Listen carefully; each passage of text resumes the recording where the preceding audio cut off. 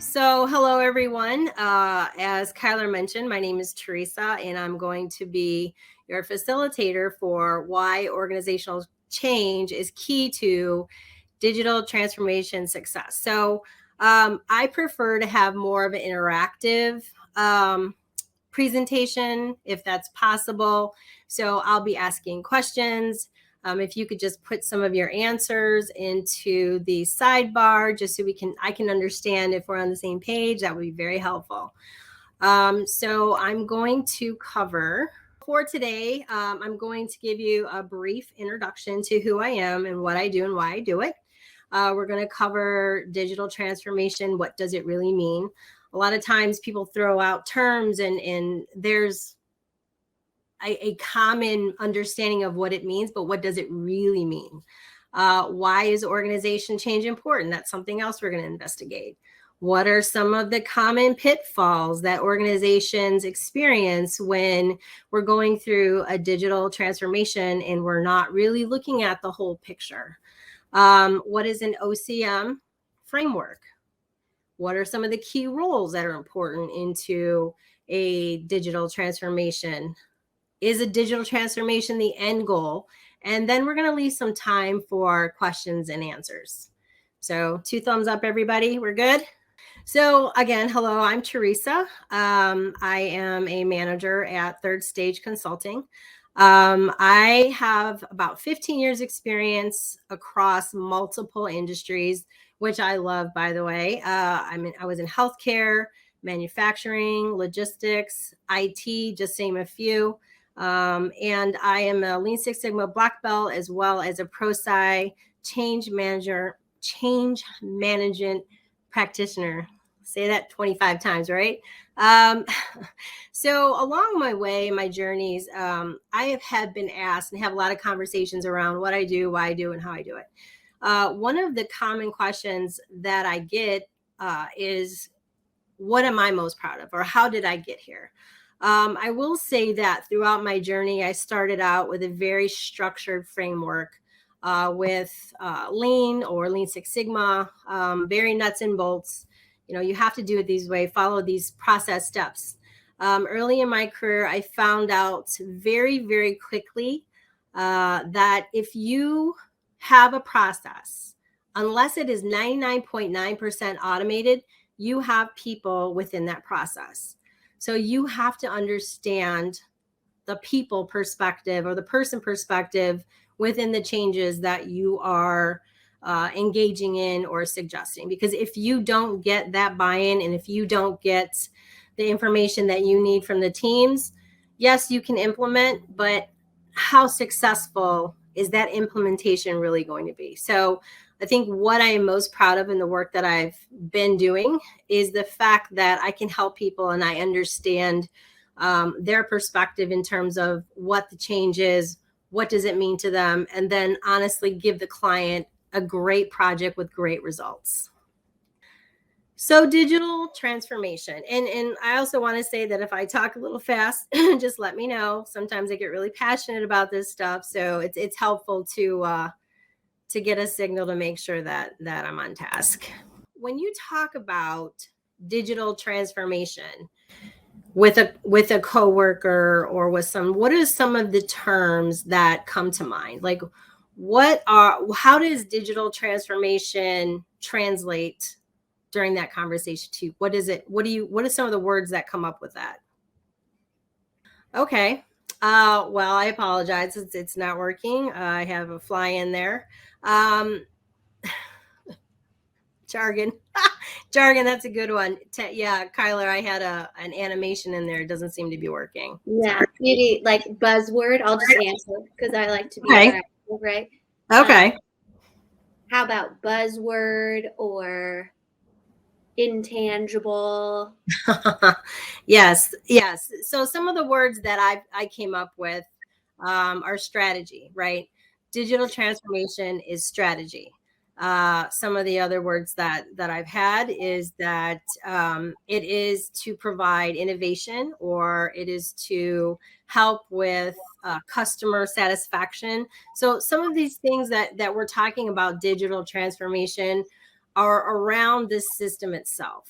So the traditional definition of digital transformation is focusing on that system perspective alone. It doesn't really bring into context the other aspects of what that really means to be successful.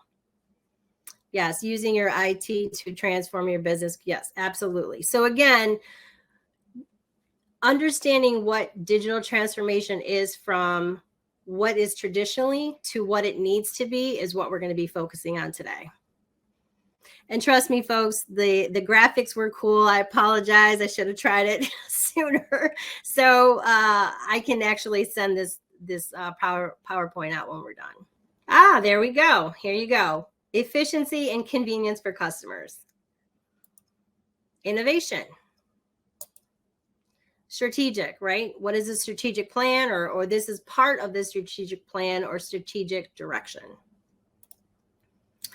And the most common is the implementation of an ERP or an MES system or a CRM or another solution. So looking at those words really ties into the traditional definition of a digital transformation,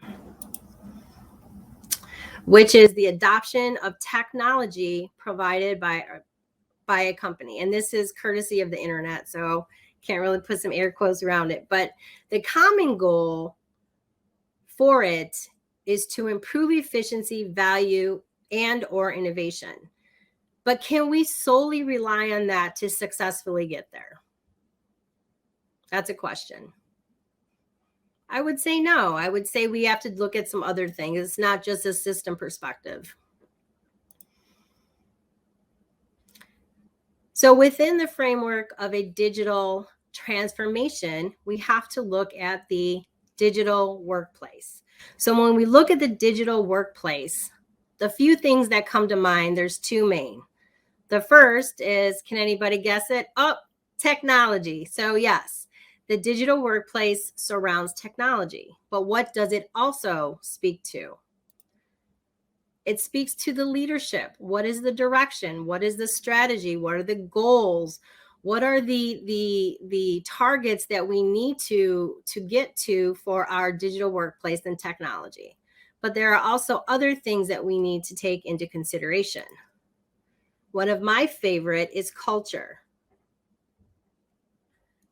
Is our culture ready for this? What type of culture do we have?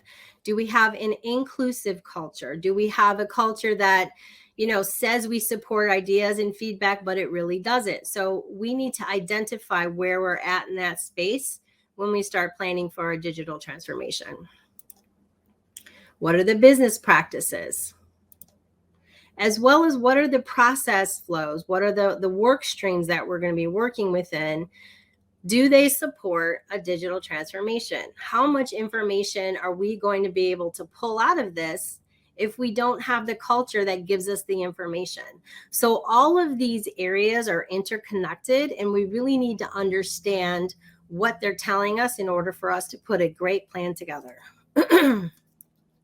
Yes, technology, structure, people, and process. Absolutely. I'm drinking some water. Okay. Any questions? Yay, team. Okay. So digital transformation, according to, I forgot his name, Mr. Schwab. I had it on my, this is the fourth industrial revolution, which focuses on integrating and infusing not just the data perspective, the technology perspective, but also the human perspective. Like this new wave that we've entered in, and it's actually coming to the second wave, we have to be able to rapidly deploy. We have to be able to interconnect how we're using the technology along with how our team members are using it. So as we move into this new phase or this new wave of the core industrial revolution to this, we have to be able to make sure we understand all three sides of this pyramid. So for example, from a people perspective, is my organization optimized for success? Do all of my team members understand what's going on? Do they accept the change? Are they afraid of the change? What is their perspective around the change? From a process perspective, do my processes align with my business objectives? Are they optimized? Do we have to do a current state to future state assessment to understand the transition period in between? What are the plans around that? From a people and culture perspective, are my teammates, do I encourage their honest feedback? Or is it, I don't want to say anything because of X, Y, and Z? So we really need to understand these two pieces to help support the technology. And even with the technology, are we leveling our technology appropriately? That is it's a huge question in terms of what are we going to select and how is it going to help and promote our business objectives? So organizational change, what is it? Well, I will say that it is critical for success. Yet for many organizations, it's like the chink in their armor because organizational change isn't really understood. Most people think that it's like fuzzy bunnies and kittens and kumbaya and hey, let's just all get together and accept the change. Well, it is a lot more than that. So the question is, when you speak to your leadership or when you speak to teams, do you think organizational change is a tangible thing or is it an intangible thing? Or is it a combination of both? And really understanding their perspective of what it means will help you for your planning purposes. Is it easy? No, it is not easy. Oh, sorry. No, it is not easy. I need to go back. Kyler, I think I kicked myself out of it. That's okay. The buttons can kind of be a little tricky, yes. So no worries. You were saying, no, it is not okay. Easy. So we all agree with you that it's not easy for the people component within a lot of these projects. Can you see my screen still or no? We cannot. So if you go up and hover around your head and share that screen, we should be able to see it. All right. But I agree. Sam Graham, who's one of our great influencers and is a blog writer for us, said many companies that I talk to believe that change management is something that is only required outside of the C-suite. That's Absolutely. Very interesting. Okay, let's try this one more time.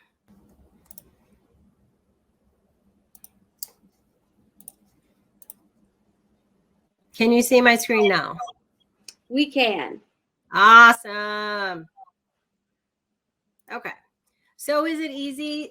Again, it's no. According to ProSci, about 2/3 of organizations that try to implement organizational change are not very successful. And it's most likely attributed to poor adoption techniques. So is it challenging? Yes. Is it complex? Absolutely. Is it disruptive? It sure is, but the disruption can be a good thing unless the disruption is due to a dislocated strategy. And that's why it's really important when third stage does the executive strategy and alignment to get that information so we all level set and we understand what we're doing and where we're going with it. Organizational change needs to take a holistic overall impact to the business ecosystem. I really can't stress that enough. It is not just a system or a software. It needs to look at the business vision and goals. We need to understand how this digital implementation will impact the daily work of our team members. We need to consider future strategy and growth after implementation. Can it be supportive? Do we need additional trainings? Do we need to improve some skill sets to the team members who now have more of a streamlined process to work within the technology? We also need to make sure that we create a culture where change is expected and accepted. That is very, very important. A lot of times when you come into an organization and people hear the word implementation or upgrade, a lot of times that fear starts to be created if we don't communicate why we're doing it, how we're doing it, and the benefits of doing it. So creating the culture where change is okay, it's accepted, it's expected, is what you really want to get to. And honestly, the only constant is change. So we have to be okay with that. So basically, organizational change is enabling a framework for managing the people side of what we're doing in terms of that change. Okay, so where does digital transformation and OCM really intersect? So at a higher level, it can intersect when we have, and I'm sure everyone can attest to this, and if they've gone through a transformation, managing multiple projects at once. How are we going to do that to make sure everything is connecting and we are efficient and we have optimization? For process redesign, it's not just taking a paper process and now integrating it into a system. It's who are the people involved in that process? Do they need any supplements to help them manage the process? Is it now going from one location to several locations? So that rolls into new roles. Are there new roles? How are those roles being rolled out? How are they being distributed? Are there differences in performance evaluations now? And also managing multiple waves of implementation. So in every digital transformation, these things occur. And by using organizational change management, it will help us move and make the process a lot simpler and clearer for our team members. So some of the common pitfalls that organizations find themselves in when they implement a digital strategy. So on the screen, I put a red circle around one word, and that word is systems, because people automatically assume that when we have an implementation, that's where the focus is going to be, right? But what else are we missing? What else do we need to define when we put the plans together for implementation and training? So what are does anybody have an example of what they missed in terms of an implementation? An opportunity to improve for the next time?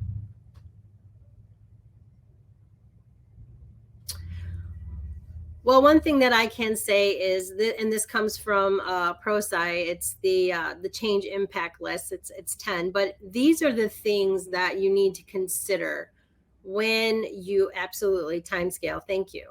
These are the things that we need to consider when we are implementing a change. The tools, are they the same or do we need something different? Within the tool set themselves, do we need additional training? Job roles, are we going from 5 roles to now 2? And what are we going to do with the other 3? You don't want to have the message out there that we're downsizing or, we're letting people go. So it's going to be, okay, now we need to redistribute your role to something else.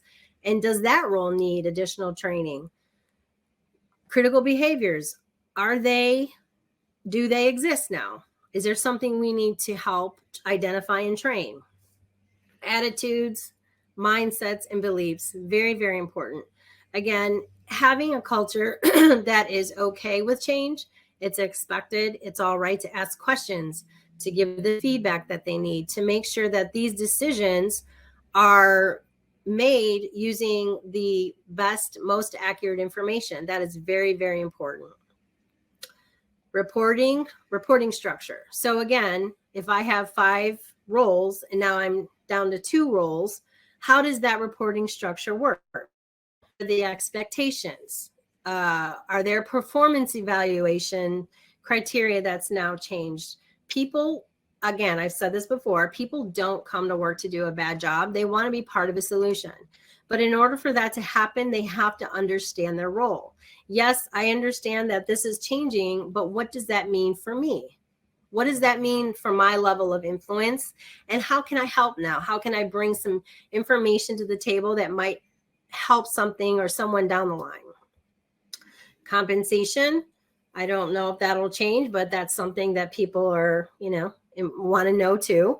And location, as I mentioned earlier, I have another client that, they have 3 locations. Now we're going to one company, right? So how does all that move into the sphere for planning?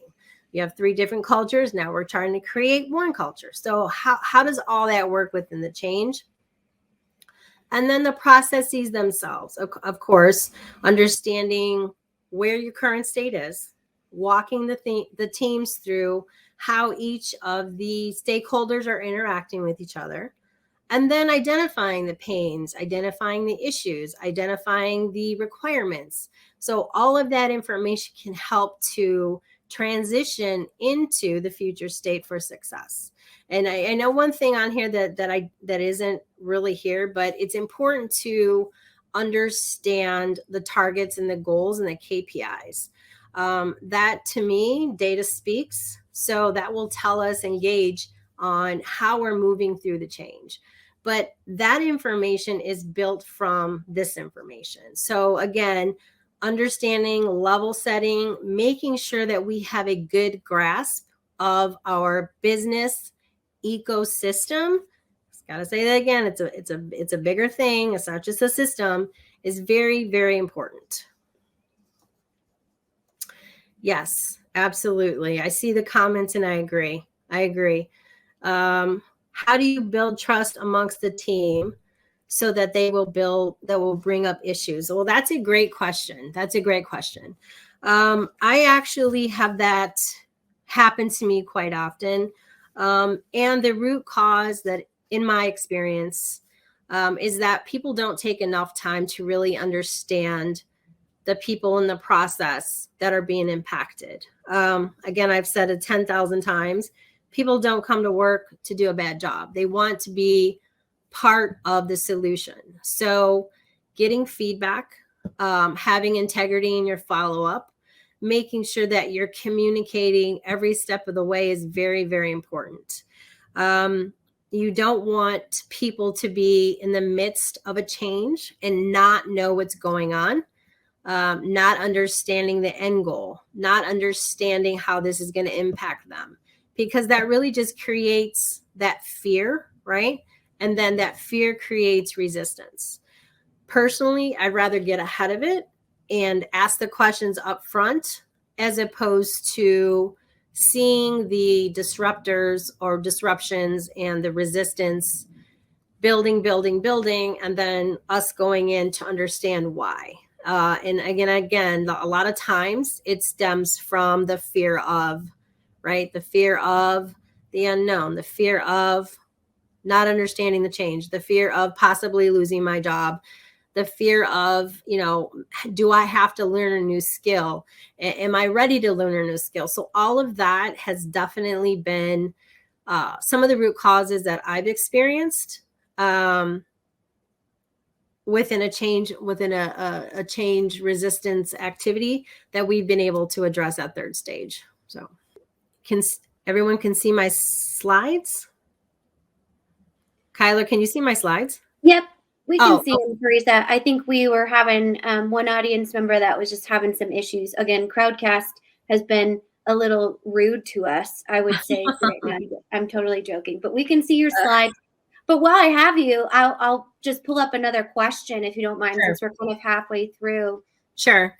So we had one that said, how do you get organizational change into the DNA of the organization? In some industries, such as big pharma, aerospace, change can be both expensive and painful. Honestly, in my opinion, and from what I've seen in industry, it really starts with the CEO, like the top of the house, right? They really have to believe in the change and want the change. It cannot be a check the box, right?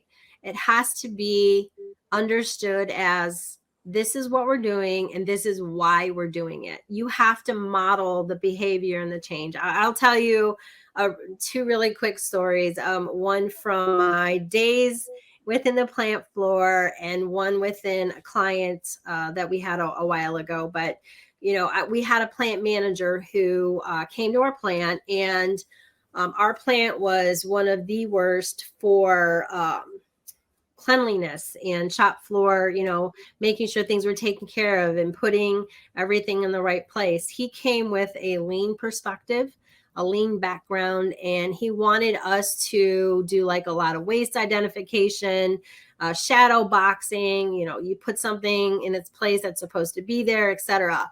And a lot of people, again, they've, been there, done that. You're like our fifth plant manager, whatever. And it was very interesting because the sentiment of the UAW was just that. But from a leader perspective, you have to walk the walk and you have to talk the talk. You have to show proof in the pudding. So this gentleman was, midday, production's running, walking down the aisle, and there was trash in the aisle. So everyone thought, oh, he's just going to walk by. But this gentleman literally stopped where he was going. And he was with people. He stopped the caravan because it was a whole bunch of people. And he picked the trash up.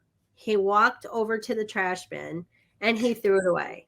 That simple act of modeling a behavior was huge. And I'm not going to sit here saying it happened overnight. But when people see you walking the walk and talking the talk, that you're doing it, they're more willing to hear about that change and possibly participate. Like for the feedback system as well, people don't want to give feedback if they don't get an answer. So that's another way that you can get the change embedded in a DNA is follow up and have integrity in what you say and what you do. If I say, hey, Kyler and Eric and Janine and John and etc., I need your opinion on this. And I don't turn around and give you an answer or a plan. Are you going to give me another opinion? Are you going to say, hey, I'm going to do this again? Probably not, because I didn't answer your first time.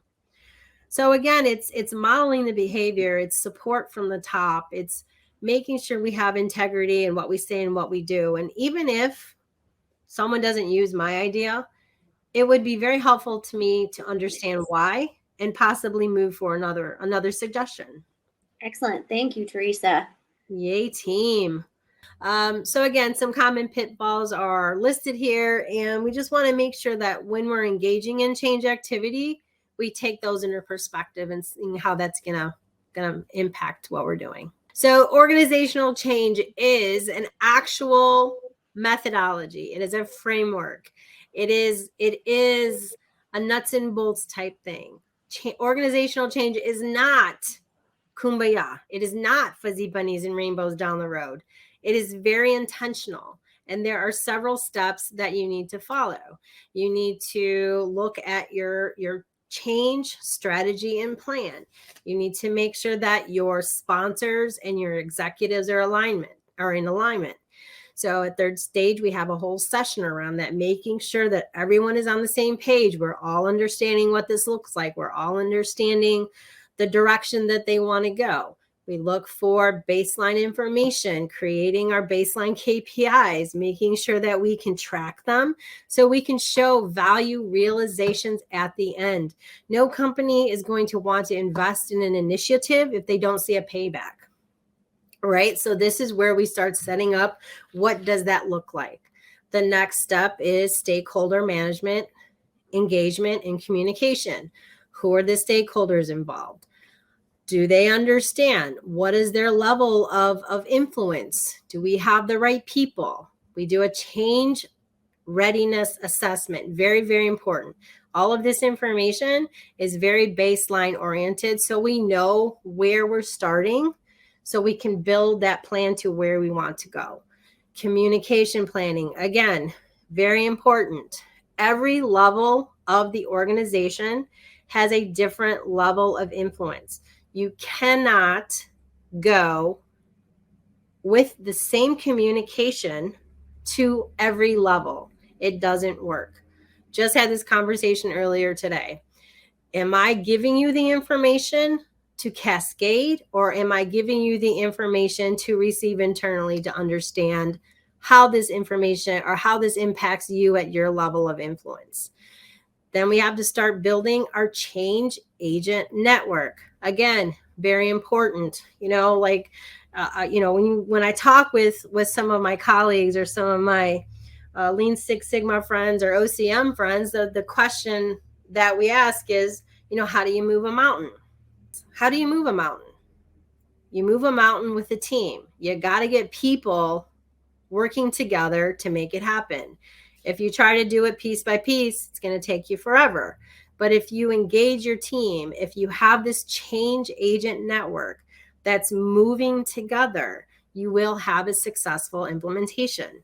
Next, you look at organization design and workforce planning. What does that structure look like? Doing the current state assessment, identifying the pain points, the issues, the requirements. What do we need to transition the team from how we do the job today to how it's going to be done in the future? And then skills and knowledge management. Again, we identify that transition piece. We know what we need. Now we can start building our training plans.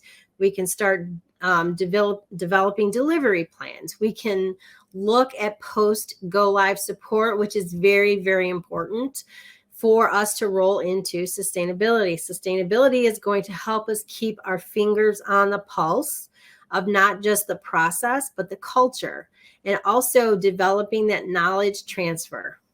When we have we're going from old to new, you're going to have the workarounds go away. Those workarounds were created for a reason. We have people that are used to them. Now we have a new system. So maybe we need to create some knowledge transfer or take those workarounds and have it optimized to the new system. Again, these are all the activities that you can engage in to help take a team from current to future state more successfully. And again, the last step is making sure that our alignment is still within the project goal and target. We need to make sure that we are able to measure end user adoption and usage rates, and we're able to translate that to an ROI. Again, companies, organizations, they're going to invest in this to improve the daily work of our teams, and they want to see a payback as well as create a culture that accepts change and welcomes it. So do you have a question, Kyler? No, I was just going to come up and ask you one of the questions. Oh, sure. If we were going to have a slide delay again, not your fault, but so what do you do when people at the organization don't want change? So this is a great question, and it's kind of a fun activity to do. Mm-hmm. I think one of the things that really piques my interest and intrigues me is to understand why don't you want the change? What is behind the resistance? I've had brainstorming sessions, whiteboard sessions, just conversations to solve a solution, etc., to understand what is that resistance. I don't think you can address it until you understand where it's coming from, right? So when you have the feedback loops, or you have the surveys, or you have the workshops, the resistance management workshops, that information comes out. But even if that information comes out, the most important step is addressing it. Mm-hmm. So what is that? Where is that fear coming from? Is it Theresa, she's afraid she's going to lose her job, that she doesn't have the skill set? That's a perception. My perception is my reality. So I need to address that. Hey, Theresa, your job is not going to be eliminated. What we're going to do is, now that we freed up, let's say, 45% of your time, we're going to add this value added step to your workday. Oh, I don't have the skill set. Well, we're going to train you. We're going to help you. We're going to, so now I'm feeling less stressed, less fearful, and now hopeful that I'm going to learn a new skill. I'm going to have, a little bit less stress on my plate. I don't have 10 workarounds that I have to go to get what I can get out of the system like that. So in order for you to address it, you need to understand it. Right. And I think that's a great segue to this slide, because a lot of people think addressing that can be very intangible, which I believe is a misconception, when really it should be seen as more research within the organization. Yes, absolutely. Again, when you take that perspective of, a structured, methodical approach, I'm using a tool set. I have my toolbox. It has a tinge of seriousness or a tangible aspect to it, right? Because I'm doing a survey, I'm getting a score, I'm showing you a heat map, so you can understand the trajectory or the progress of what we're doing, something that you can hold and show, your teams, like, hey, this is where we were, this is where we are now, these are the opportunities that we can capitalize on to get even farther to our goals. So again, it's an understanding of why the resistance is there and creating a value added action plan to address it, and then measure it, and then report out on it, and then communicate. So this is a really an ongoing thing. It's not a one and done. In my opinion, this is a living initiative where you have to continually move and you have to continually address and change. That's my response. Excellent response. Well, thank you. Oh, you're welcome. So we have about 15 minutes left-ish. So I'm going to kind of move a little quicker through this because I have a few more. And again, this is a passion. So I overdid the slides again. Sorry, but that's okay. So some of the tools that we use at third stage, assessing organizational readiness, organizational change readiness through surveys and analysis to really give that baseline picture of where we're at and those opportunities of how we can improve the system or I'm sorry, the environment. Communications, again, this is so very important. The communication needs to be tailored to the level of influence. I cannot give a communication to a C-suite or CEO to cascade across the organization and then give that same message to a frontline team member. It will have no value. I have to understand what the change means at their level of influence and then create a plan around it to make sure that we have a clear and concise communication on what we're doing. Organizational design, very, very important as well. We talked about this earlier, understanding my current situation, my current state. What are the issues there? What are the pain points? What are the opportunities? What do you want it to be? What are the requirements? All of that information does two things. It gathers the necessities that we need to translate to the vendor, but it also gives the team the sense that we're listening and we care and we understand and hear what they're saying. That creates buy-in without really even being overt about it, right? So, okay, well, I've never been listened to before. Now third stage is coming in and, oh, wow, she's listening to me. She hears what I have to say.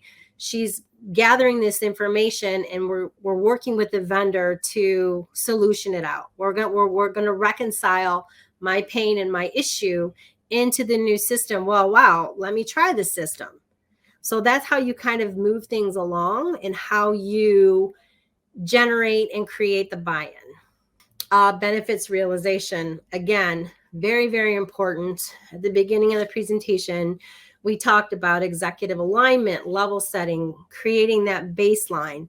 And as we move through the work, we're going to be measuring and monitoring the metrics and the KPIs. Long time ago, I had a boss that says, you treasure what you measure, right? And I'm sure everyone else has heard about that too, but it's true. So, understanding what those KPIs are, the key performance indicators within your process and what's important to not just the project, but maybe there's a culture piece that's important to you, meaning you can tie in adoption rates, user rates as well. You can track defects, per instance to see if it's going up or down. And that's really directional information that will help you decide where to go next. Key roles, very, very, very, very, very important, very important. So some of the key roles are listed here, but the most obvious, and we talked about this earlier, is the CEO. The CEO or the person, COO, etc. They're the ones leading the charge. They set the tone. They drive the digital transformation. I didn't go to the other example, but I'll do it now. So we had an example of one of the CEO or one of the drivers or CEO C-suite wanted to do a digital transformation, and a lot of the technology was based on mobile, the phone, right? So people weren't really going into that. They didn't want to do it until they really saw how important it was, because guess what? I'm in a town hall right now and I'm showing you how it works on my phone. This is personal to me, which translates to, hey, I find this important and I'm going to put some, this is where the rubber meets the road, right? I'm walking the walk, I'm talking the talk, it's on my phone, it is here. Here's everything that I'm trying to get a benefit to you. So that really goes a long way when the CEO or the person who's really driving that change is modeling the behavior of the change. Senior leaders and managers are very, very, very, very important as well, because that is that red line, right? That's where you can tell whether or not the change is being accepted and bought into, or you have some resistance. They're the first ones to feel that impact, right? From the frontline user or the team member. So that is a very important role. If you do see resistance, those are the people that you want to engage in to understand where it's coming from and what are their thoughts, as well as the frontline user or team member. They have first knowledge of what works. And guess what? They know what doesn't work. That's why they created the workarounds. That's why they have these 10 separate spreadsheets that should just be one, because they know what needs to be done, but they also know the current system or the current situation cannot meet the need. So they will be very important for you to pull the information out of to optimize what you're doing. And then when you're able to create the buy-in at that level, it kind of goes up from there. Okay. Does digital transformation end when it's over? In my opinion, the answer is no. It is a live process. It goes around and around and around, right? Just because you have an implementation and then implementation's over, the post go live support is very important, because you did this implementation for a reason. You wanted to get better, maybe gaining market share, maybe improving customer satisfaction, maybe improving your defect rate, whatever it is, whatever. You have a baseline, you have an implementation, now you have a new target. You have to continually transform, make improvements so you can move forward within your business ecosystem journey, right? It doesn't just stop when a vendor leaves. You have your KPIs, you're measuring, you're monitoring, you're creating strategy, you're having your performance, you have this information, leads over to continuous improvement activities. You use data, you use facts, you have to rely on teamwork. You have, your processes that will continually morph and changing it better to make sure that we're able to meet the customer expectation of high quality, speed, to get them what they want, right? High velocity, very important, especially with the changes that we see in the industry right now. How do you handle change management if the technology that is chosen ends up making the job harder for some folks? That's a very good question. If that is the case, I would ask questions. Well, that should translate to your KPI, right? So if one of your KPIs is adoption or usage rates, and you have a target and you're not meeting the target, that would be my first indicator to go to the executive team or what have you to investigate. Usually when I do that and I ask the questions and I understand the situation, the work up front wasn't done, right? I didn't understand, not me, but the vendor or whomever didn't understand what the system or what the team needed. They implanted a system. So I made the analogy earlier, a square peg in a round hole, right? You have to make sure that you're understanding your current situation, your current issues, your current pain points to see how is the technology going to help with that. So if I were you, Jerry, I would ask the questions of what was done up front. Was the understanding there? And if it's not there, how do we get there? Okay. So again, this is a summary of the business ecosystem and what we need to do to make sure that organizational change successfully supports a digital transformation. It goes around and around and around, and it doesn't stop. You have to make sure that we're tagging all three sides of that diagram. I know I'm running out of time. Sorry, Kyler. I could talk about this all day. Oh, no problem. Did we get to, I apologize if I missed it, but did we get to Karen's question over here about how do we deal with an outlier team member who is not fulfilling their role? Super user. The individual's behavior is understood and apparently accepted by leadership as they execute their regular role well. Change manager does not have access to leadership. Okay, well, that's the first problem. Your change manager doesn't have access. So when we talked earlier about the roles of the stakeholders within the process and what your change management strategy is, it should have been defined and agreed upon by the executive sponsor. That's neither here nor there now. So addressing the behavior, in my opinion, translates to showing data. Because whenever you talk about this situation, you want to kind of stay away from the personal and look at the data. What does it say? Am I trending the right way? Am I not trending the right way? So I'm going to assume that the data is not trending in the right way if it's not being supported. So using that information to have more investigation will point to the direction that, hey, this isn't happening. They're not supporting the role. And then ask the questions, why are you not supporting it? What's going on? How can we transform that from resistance to buy-in? That's what I would do. I would focus on the data, take a person out of it, because when you focus on a person, people get defensive, and that could create a bigger resistance issue for you. So let senior management see the way the data is trending and then help walk them through where that's coming from. So in conclusion, digital transformation utilizing organizational change management is a brave new world, right? That is not me. Okay. And, third stage is definitely here to help you walk through it. So again, OCM, organizational change, digital transformation, it's not easy. If it was easy, everyone would do it. But, us at third stage, we're experts in what we do, and we understand the pitfalls and we understand the opportunities. So we can definitely help an organization move through that more successfully. And any questions? I'm sorry, you only have 6 minutes, but man, I'm telling you, I could talk about this all day. Thank you. I appreciate the kind words. Again, it was a user error. I thought for sure this started in an hour, but it's like, okay. Go with the flow. You got to change, right? That's who we are. Change management. We're flexible. We're adaptable. We go with that.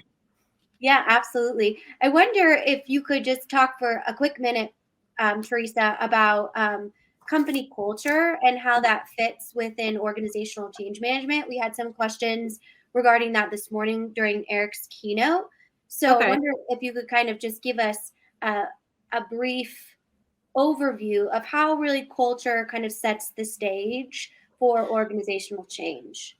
Okay, so I'm just going to give you a quick example of how I gauge culture, right? When I walk into a client site, I say when we have our first couple meetings, I am going to have a meeting and we're going to invite, several levels of stakeholders, right? All badges are left at the door. That right there will tell me what type of culture we have, because if I get a reaction from the higher levels like, oh, what are you talking about? Then I know you know what? Maybe the participants won't feel very comfortable with having you in the room. If I can't get a clear, honest, concise understanding of what the problem is, I'm wasting your time and this isn't going to work. But if I have an organization that welcomes that and everybody is free flowing and, ideas are coming out and the information isn't stifled, then I know you have a pretty good culture and you're willing to get this to work. Now, if I have the first instance, that's my first step in my first work, making sure that it's okay to have the conversations that we need to have to understand what the problem is. But it's very, very important in a nutshell to have the culture where I am inclusive. I need to know what you think. You know what the problems are. I don't. You're the first one to see it. I'm not. Let's work together. Let's create this relationship where it is collaborative and it's meaningful and helpful to solve your problems.